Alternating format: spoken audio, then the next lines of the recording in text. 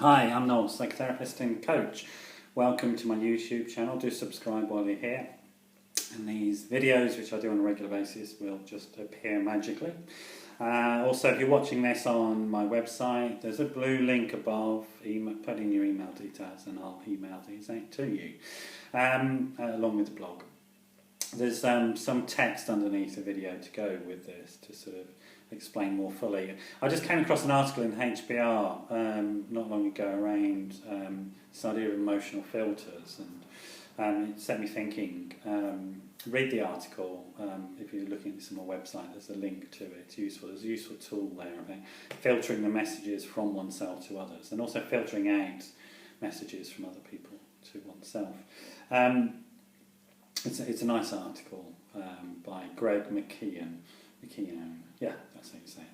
And a good tool. I guess the point I'd be making is that you should really have lots of tools for emotional regulation in terms of your relationships to yourself, relationship to other people at work.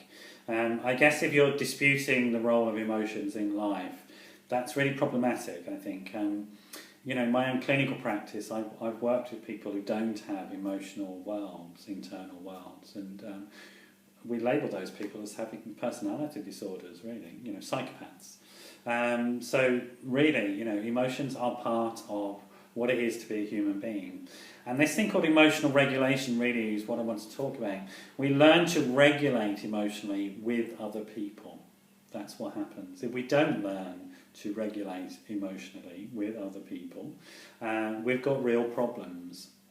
And work is such a big element of our life that it's really, really important, I think, to develop one's tools in this area while at work, because you're there so much of the time. And also, I guess, because it's a laboratory, really, on a very sort of, if I'm very honest about it, you don't get much choice about who you're working with, and you get a range of people around you. So you've got a great opportunity there to sort of play about with the skills that you've got in terms of regulating emotionally with others.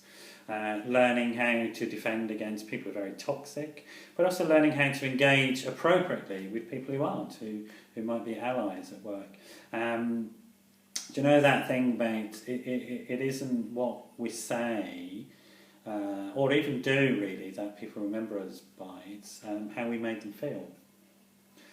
Learning that, and then learning how you get people into a positive space around how they feel about you, where that's possible, the payoff is enormous.